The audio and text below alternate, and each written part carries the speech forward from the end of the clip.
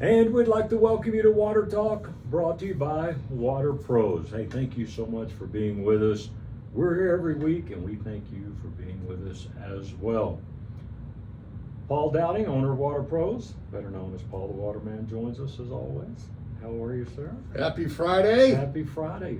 Friday's always good. Especially after this week. This was a long week. What's this, a long week? You know, there are some weeks that you think, all right, you wake up Monday and you're like, oh my gosh. The first day. And then all of a sudden it's Friday. The first day seemed like it was 2 days. Yeah. And then the And then second there's day other was weeks that like drag Tuesday, on like they're a month. Tuesday seemed like it was a day, but Wednesday seemed like it was 3 days. So what's your favorite time of year? What season do you like best? Well, I like Christmas the best, but summertime, Awesome. being in the swimming pool, we get to put up a little above ground swimming pool. So Daylight real long, I love it. Oh, I do. I know. But then it's kind of like a kid. You're outside. Remember years ago, you come inside, from the summer being out of school and riding your bikes and just, and it's 9 o'clock at night. Mm-hmm. It's like it just goes from daylight to bedtime, not quick. No in between. Now bedtime, we wish it was 9 o'clock, right? Hey, we have some breaking news. Breaking news. This is important stuff now. Nobody out there is going to break this story like we're going to break this story today. I'm ready. Okay, ready? There is a contaminant in our drinking water that the EPA has not regulated yet. So I guess you would call that an unregulated contaminant. That sounds good so far. Okay. And the name of it is 1,4-dioxane. 1,4-dioxane. Yeah, they gave that a special Who name. sits around a room going, Right. let's Where we're call going to it come up with this 1,4. 1,4-dioxane. So, in summary, like that news? That sounds good. That sounds very Yeah, authentic. was that good? Summary here: the State Water Resource Control Board has adopted a drinking water notification level (NL) of 1 microgram per liter of 1,4-dioxane, and it's primarily used as a stabilizer and solvent. It's also a component of some cosmetics, detergents, and shampoos. But the U.S. Environmental Protection Agency classifies 1,4-dioxane as a possible human carcinogen. It's highly soluble in water. So what this means is it's going to pass right through the soil into the aquifer. Okay? So being in a shampoo and soaps and detergents and cosmetics, so something that, again, I'm guessing probably over the last 104 years, it's something that's been used in everyday cleaning, products, shampoo, right, soaps, cosmetics, makeup, and now it's at a contaminant level where they're worried about it creating cancer, and so there haven't been enough studies yet. They're using lab mice and lab rats and feeding them either water with dioxin or air, and they're all, testing positive with cancer. Right. Now you Googled something about dioxane in Colorado. What came up? 1,4-dioxane is a solvent that has been found as groundwater contaminant in Colorado. It's also probable human carcinogen, is classified by the EPA. 1,4-dioxane can contaminate groundwater due to industrial waste, discharges, plastic manufacturing runoff, landfill runoff. It also is commonly present in raw materials used to produce many cosmetic products such as cleaners, detergents, shampoos. But in Colorado. In Colorado, here we go. Listen, ladies and gentlemen, there's going to be more out there. And what I mean more out there is there's going to be more contaminants concern in our water supply. Did you realize there's now 9,000 contaminants in the PFAS family? 9,000. It's almost just like we're drinking PFAS. No, we're drinking. We're not drinking H2O. And so this goes back to with reverse osmosis. A point of use reverse osmosis system will absolutely remove this carcinogen from your drinking water supplies. So there is hope. Reverse osmosis drinking water systems will absolutely remove the PFAS forever chemicals. I was talking to a gentleman today. There's a mobile home community Okay. that has high nitrates. And so the only way to remove high nitrates is either with an anion resin-based system, but that wouldn't be practical, or a commercial reverse osmosis unit. But then these owners of these properties have to look at it, and a commercial reverse osmosis system could be as much as $70,000. But then they look at, well, would it be cheaper to drill a well? And I said, well, okay, you know, you can't guarantee if you drill a brand new well that the water quality is going to be any different. There's no guarantee. Well drillers cannot guarantee the quality of the water. Mm-hmm. They just can't do it. And again, I've said this many times, keep your train of thought where you want to go, but I think many times people think just because they simply have a well, everything we talk about does not include them. No, I have to agree with that. I mean, well water in some cases is no different than a municipal water supply. The only difference would be that it's not chlorinated for sanitation purposes. Mm-hmm. But they'll have the same issues. I'm talking to a customer that has high iron content. Now we have solutions for high iron content. We have solutions for these chemical contamination carcinogens that we're talking about. But you know, this 1,4-dioxin I think is just the tip of the iceberg of other contaminants in everyday cleaning products. So a water softener, believe it or not, will eliminate and reduce these contaminations. We've mentioned before, if you want us, our water environment is the most important aspect in the world today. It's a global issue. Right. Everybody deserves clean water. Sure. Okay. So if we use water softening basically cuts down and eliminates a lot of these household cleaners that we use. Did you guys do that washcloth test? I mean, you have the water softener. We did right? this morning, actually. I said, look, I know he's gonna ask me if we did, let's stop and do it. And it was 95% clearer than when you came and did our, I mean, seriously. But still little clubs. It is I mean, so minor.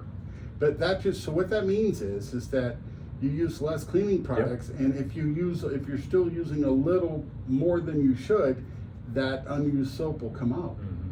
So the whole thing about a water softener is eliminates hard water, helps the appliances, right? Right. You know, the wash machine, the dishwasher, and then the hot water heater for sure. But also cuts back on what contaminants that we're putting in to the wastewater that ends up in our water reservoirs. So common sense is a dying commodity in today's world. We have to realize that if this 1,4-dioxin is getting into our water supply because of shampoo, just for an example, what does that mean? It's passing through the waste treatment plant. Mm-hmm. And then it gets into the environment with atmospheric, rainwater. That's how chemical contamination. Right. PFAS is a global issue because it's light, it travels through rainwater.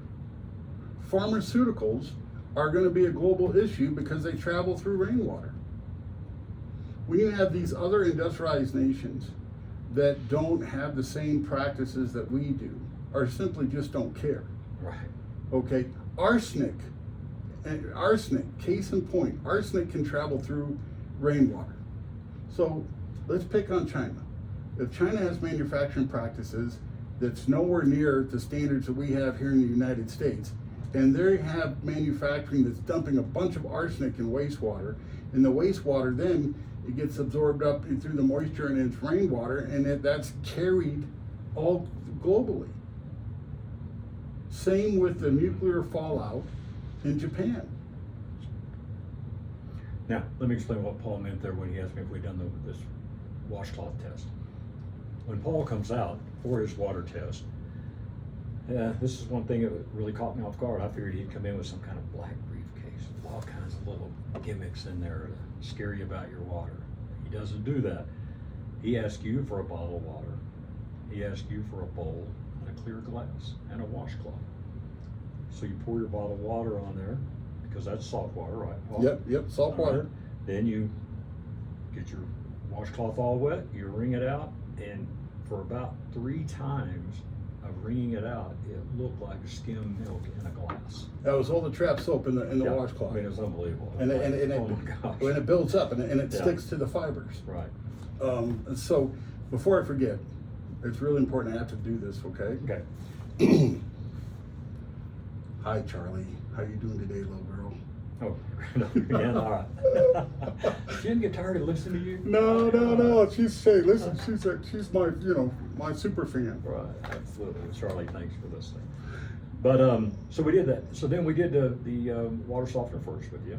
And we do this show every week, and I hear all this stuff. So, hey, I'm as guilty as anybody to put that off. Finally, a few weeks ago, here's what our wake-up call was. Highlands Ranch knocked on our door and said, 30 minutes, we're gonna cut your water off. We've gotta fix a problem. In about 4 hours, when it came back on, our water was disgusting. And I mean, I don't even know what all in it, but it was terrible. And we had zero control over that.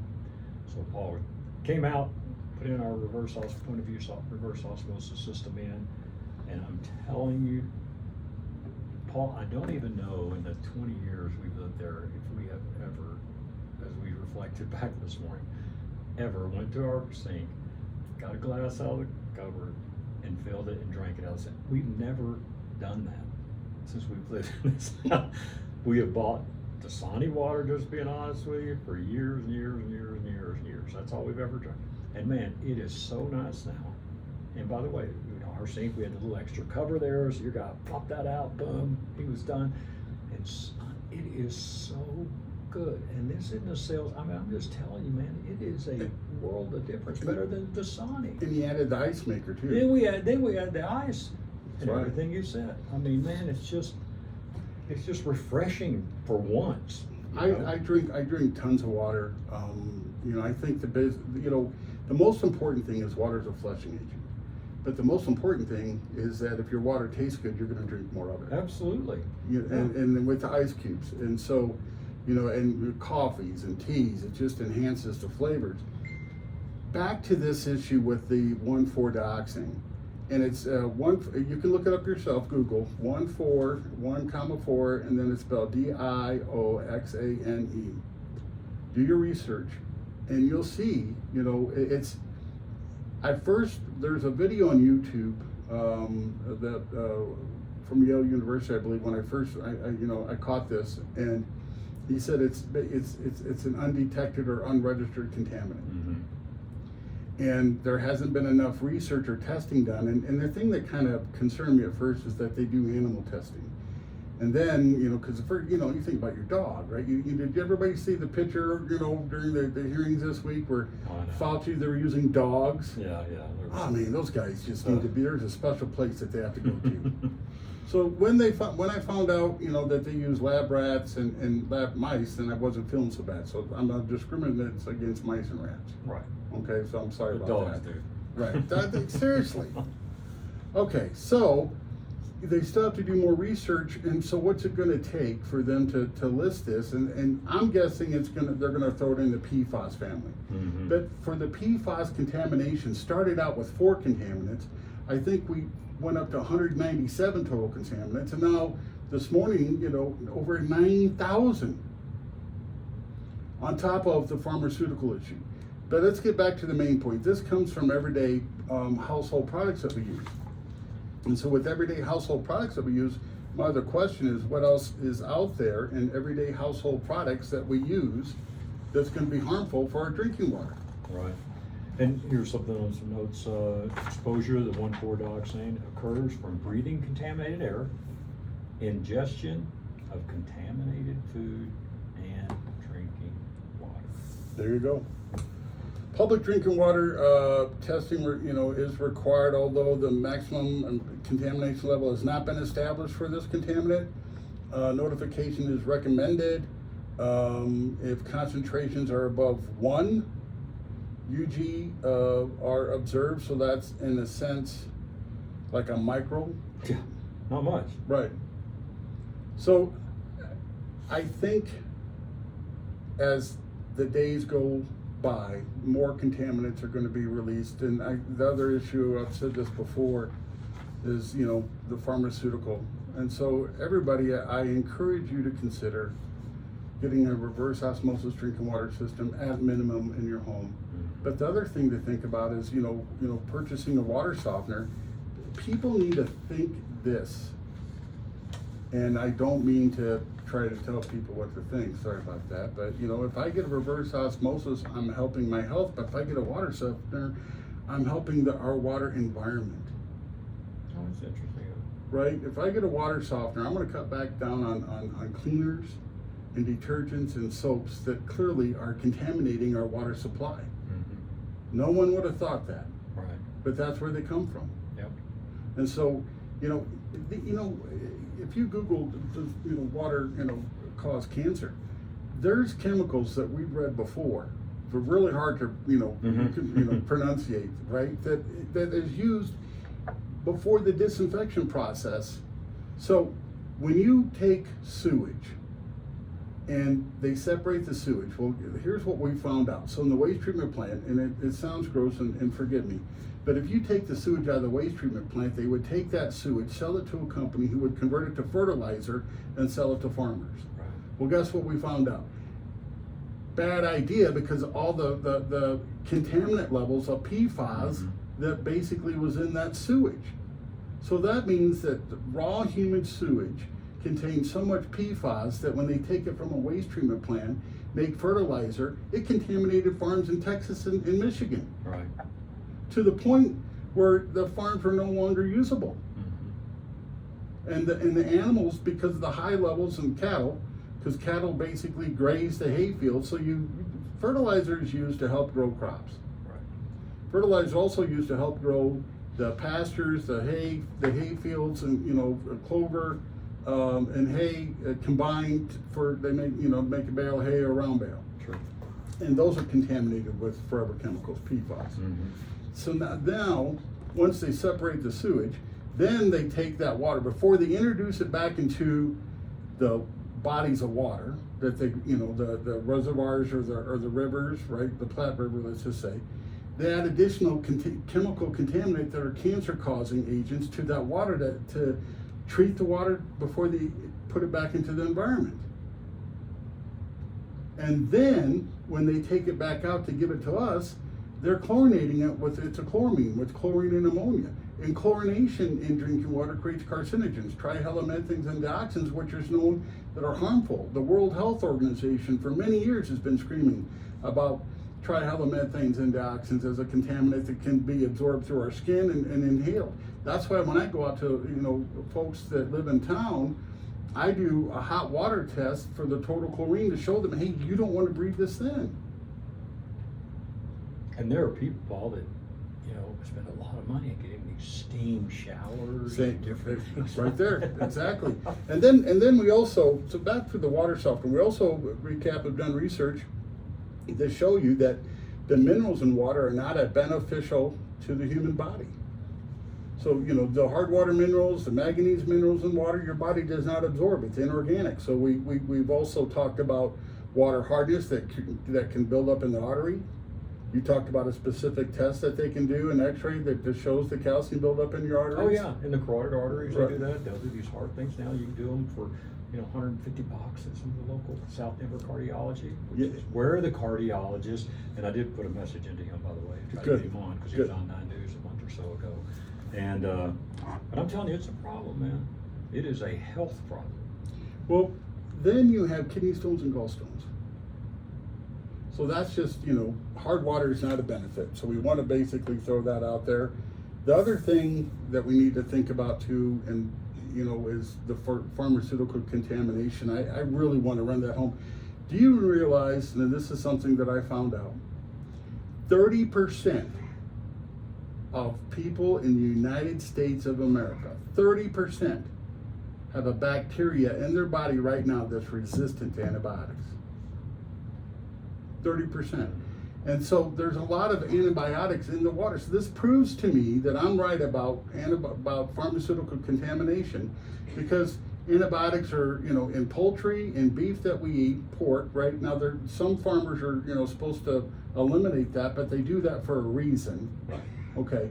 And it's in our water supply that we're drinking. And so this is creating antibiotic resistant bacteria to the point where you have 30% of those and people that have that bacteria resistant antibiotic, they know it, and I'm sure it's scary, and I'm sure there's medication and there's a treatment process for it, but I think that number is only going to get worse. Mm-hmm. And think before our break here, I think all of us have been given antibiotic, it didn't work, so we didn't finish that bottle, and then they put us on another antibiotic, and what do we do with that first bottle? Flush it down the toilet. Right. Probably. You're listening to Water Talk, brought to you by Water Pros. 303-862-5554 is the number. It is waterpros.net. We'll be right back.